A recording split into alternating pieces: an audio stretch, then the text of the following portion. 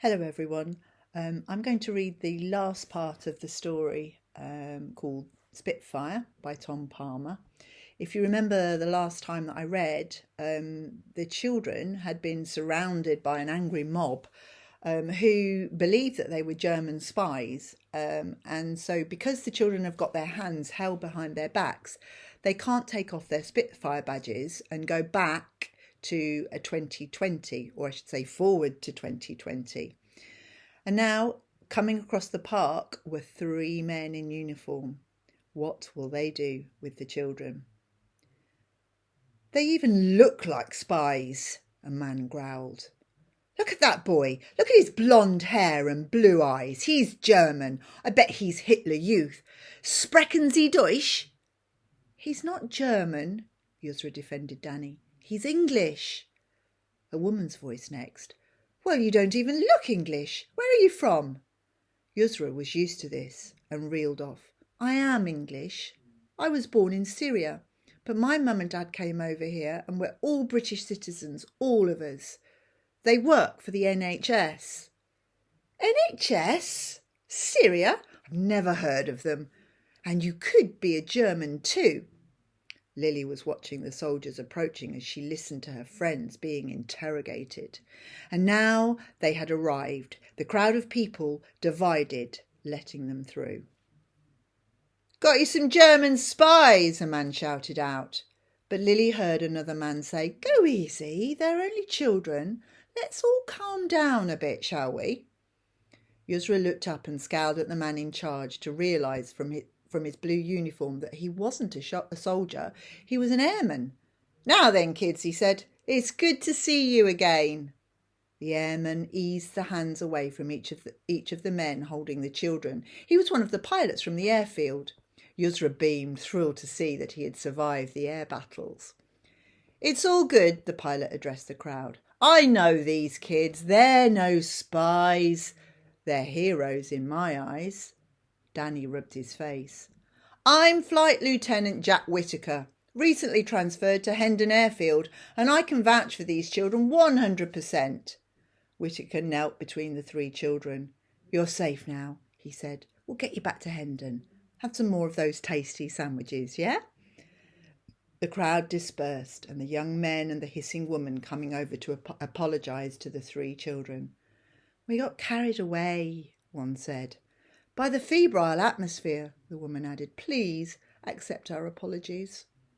The children understood and shook hands with the adults, remembering to look up what febrile meant the next time they got a chance. After jam sandwiches, the children and pilots looked south to London. There were no Spitfires or German bombers now, no Hurricanes either. Looks like Hitler's given up, Whittaker offered. He has, Yusra grinned. His soldiers will all be heading to Russia, thanks to you and the rest of the RAF. We've seen him off. The pilots looked at each other and grinned. We'll take your word for that. Smashing news. Thank you, children. You're welcome, said Danny. And thank you, he added, for everything you are doing. What, for being the few, Lily added.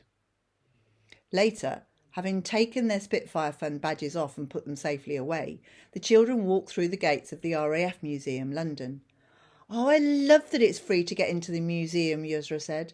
I mean, you can make a donation, but you don't have to. Anyone can come. Lily smiled and pointed at the two planes in front of the gates into the museum. Look at that one, she said. The Hurricane is a replica of the one that pilot, Ray Holmes, used to stop that bomber crashing into Buckingham Palace. Imagine if he hadn't succeeded. The children spent a few moments thinking about the Hurricane and its pilot, and then they headed back to the museum's cafe. In front of them they had 3 full collection boxes and no Spitfire Fund pins left, except their own.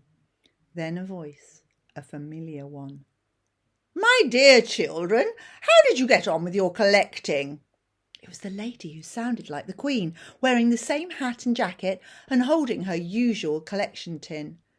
Yusra pushed their collection of tins towards the woman. Full to the top, she said. Thank you. The woman beamed a beautiful smile. You've done well. She looked at her watch. I think you should go and look at the Spitfire Mk1 where we first met. It entered service in October 1940. It helped shoot down a German bomber that was going to do all sorts of damage. We will, Lily said. Do, please, the lady went on. The money that paid for it came from the Spitfire Fund, so it should make you feel proud. Lily, Danny and Yusra rushed back to the Spitfire where their adventures had begun. It looks amazing, Danny gushed. Not as amazing as when we saw the Spitfires in flight over London, Lily said. Amazingly amazing, Yusra laughed. They studied the plane. Its dark propeller and rounded wings looked carefully to spot the 8 machine gun holes covered with red tape built into the wings and the exhaust stubs that stuck out either side of the nose. As they looked, each of them picked their Spitfire Fund pin badge out of their pockets and held them. Mine's warm, Lily said. The other 2 nodded. Theirs were too. And can you hear that sound? Danny added. They listened. Above the sound of families, children laughing, and museum staff chatting to visitors, they could hear the low drone of a Spitfire. So what now? Lily asked. The museum shop, Danny suggested. Buy a book on Spitfires or a mug. Or a model to make, Yusra added. The children laughed together as they walked to the bright lights of the RAF museum shop, knowing that when it comes to museum trips, this is one that they truly would never forget. That's the end of the story. Thank you for listening. Bye.